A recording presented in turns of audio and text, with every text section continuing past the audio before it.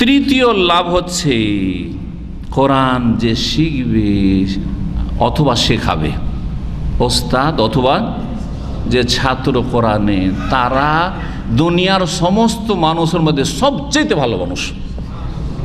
মুখস্থ করেন, সবচেয়ে ভালো মানুষ কারা? যাদেরকে আল্লাহ কোরআন শিখা নসিব করেছেন অথবা শিক্ষা দেওয়া নসিব করেছেন। বলো আলহামদুলিল্লাহ। তো আপনাদেরকে জানলা এখানে হাজার হাজার লাখ লাখ প্রবাসী আছে, তাদের মধ্যে থেকে বেছে নিয়ে কোরআনের তাফসিরে আসার তৌফিক দিয়েছেন, অথবা অনলাইনে অনেক ভাই বোনদেরকে শোনার তৌফিক দিয়েছেন। জানবেন যে আল্লাহ আপনাকে ভালো হিসাবে দেখতে চান দুনিয়া আখেরাতে, সেই জন্য আল্লাহ আপনাকে তৌফিক দিয়েছেন। আমাকে কোরআনের কথা বলার যে আল্লাহ সুযোগ করে দিয়েছেন, তৌফিক দিয়েছেন, আল্লাহ কল্যাণ চেয়েছেন সেই জন্য, এতে কোনো সন্দেহ নেই। না হলে কোনো কোম্পানিতে আল্লাহ জব দিতে পারতেন। হ্যাঁ, কোনো জায়গায় অন্য জায়গায় অনেকে ট্রান্সলেটার, বড় বড় আলেম শুধু তো কে ট্রান্সলেটার হয়ে আছে কোথায়, কোনো দুনিয়ার কোনো কাজ করবে, অনুবাদক অন্য দুনিয়ার কাজের অনুবাদ করছে, কারো কেস ফেসের অনুবাদ করছে। কিন্তু এখানে অনুবাদ হচ্ছে কিসের? কাল আল্লাহ আর কালার রসুল। আল্লাহ কি বলেছেন আর তার রসুল সাল্লাল্লাহু আলাইহি ওয়াসাল্লাম কি বলেছেন। সুবহানাল্লাহ, বলেন আলহামদুলিল্লাহ। জি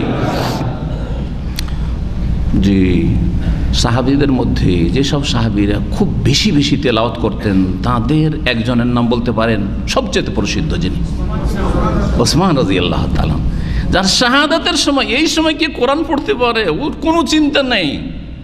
ঢুকছে এই বিদ্রোহীরা, এই বাগিরা, এই খারিজিরা, তারপরে এই বিক্ষোভকারীরা। এই যে বিক্ষোভ যে কারা করেছিল, এখান থেকে শিখেন। বিক্ষোভ করা ভালো কাজ, হ্যাঁ, মিছিল করা ভালো কাজ, হ্যাঁ, অবরোধ করা ভালো কাজ, এগুলোকে ভালো কাজ মনে করছে, কারণ পশ্চিমারা শিখেছে এগুলো। কিন্তু ইসলামের ইতিহাসে তৃতীয় খলিফায় রাসূল ওসমান রাদিয়াল্লাহু তাআলা আনহুর বিরুদ্ধে যারা বেরিয়ে এসেছিল আর তাকে খুন করেছিল, তারাই প্রথম বিক্ষোভকারী, তারাই প্রথম মিছিলকারী, তারাই প্রথম হচ্ছে বিদ্রোহকারী, তারাই প্রথম হচ্ছে অবরোধকারী। পানি খেতে দেবো না, মসজিদে নামাজ পড়তে দেবো না, ঘর থেকে বেরোতে দেবো না, ঘরে ঢুকে মারলো। সুবহানাল্লাহ, বুঝতে পারছেন না কেন পশ্চিমা আইনের পিছনে এত ছুটেছেন অন্ধ হয়ে, আর সেটার ইসলামীকরণ করতে যাচ্ছেন ইসলামের রং দিয়ে। আমাদেরকে বেরিয়ে যেতে হবে, আমাদের নারীদেরকে ওইভাবেই বের করতে হবে যেভাবে ইরান বের করেছে। আউযু বিল্লাহি মিনাশ শাইতানির রাজিম। এই শিক্ষা নেই তাদের কাছে, জানেন না যে তাদের বক্তব্যে আছে এগুলো, তাদের আদর্শে আছে এগুলো, ইসলাম নয়। ভালো করে শুনেন, যাদের আদর্শ হয় ইরান, যারা সাহাবায়ে কেরামের দুশমন, তারা যে কোন তরিকার লোক এটা আপনাদেরকে বুঝে নিতে ভালো করে। একজন খুব সুন্দর কথা লিখেছেন একজন আলেম, যে একজন মানুষের সাহাবায়ে কেরামদের ক্ষেত্রে বেয়াদব হওয়ার জন্য যথেষ্ট যে সে ইরানকে ভালোবাসে। জানা বুঝছেন না, ইরানের পক্ষে কথা বলে বা ইরানকে ভালোবাসে, ইরানকে মুসলিম দেশ, ইসলামিক দেশ বলে, এটাই যথেষ্ট তার বেয়াদবি করার জন্য। কার সাথে? সাহাবায়ে কেরাম রাদিয়াল্লাহু তাআলা আনহুম আজমাইন সম্পর্কে। সুবহানাল্লাহ, যারা সাহাবায়ে কেরামকে রাত দিন গাল দিচ্ছে, রাত দিন লানত করছে, রাত দিন তাদেরকে কাফের বলছে, রাত দিন তাদেরকে তাগুত বলছে আর জিবত বলছে, তাদের পক্ষে কথা বলেন আপনি, তাদেরকে আপনি ভালোবাসেন, তাদের সাপোর্ট করেন, সমর্থন করেন, আর তৌহিদের দেশের বিরোধিতা করেন আপনি, সুন্নতের দেশের বিরোধিতা করেন আপনি। কোন মুসলিম আপনি? আর কত বড় বেয়াদব সাহাবায়ে কেরামদের আপনি চিন্তা করবেন, বোঝার চেষ্টা করবেন বিষয়গুলি। এই বিষয়গুলি যদি আপনাদেরকে এইভাবে একটু যদি না ইশারা ইঙ্গিত করা হয়, তাহলে কিছুই বুঝবেন না। মনে করছেন না না না না, তারাও তো ইসলামপন্থী। কোন ইসলামপন্থী বুঝুন ভালো করে। জি, ওসমান রাদিয়াল্লাহু তাআলা আনহু বর্ণনাকারী হাদিসের, খায়রুকুম মান তাআল্লামাল কুরআনা ওয়া আল্লামাহু, তোমাদের মধ্যে সবচাইতে ভালো, সবচাইতে উৎকৃষ্ট মানুষ কে? মান তাআল্লামাল কোরআন, যে কোরআন শিখে, কোরআন শিখে, সর্বস্তরের শিক্ষা, মনে রাখবেন, ভুলবেন না আবার, তরজমা সহ শিক্ষা, তাফসীর সহ। যে যত বেশি ভালো করে শিখবে তত ভালো কোয়ালিটির ভালো মানুষ হবে। জি হ্যাঁ, শুধু কেউ পড়তে শিখছে ভালো মানুষ, শুধু কেউ তাজবিদ শিখছে ভালো মানুষ, শুধু মুখস্থ করেছে হাফেজ ভালো মানুষ, কিন্তু তার সাথে সাথে অর্থ বুঝছে ভালো মানুষ, অর্থ বুঝে তাফসীর বুঝছে ভালো মানুষ, গভীরভাবে কোরআন নিয়ে চিন্তা করে এবং প্রতিটি কথা আমল করার চেষ্টা করে, সবচেয়ে ভালো মানুষ। রাসূলুল্লাহ এইরকম ছিলেন।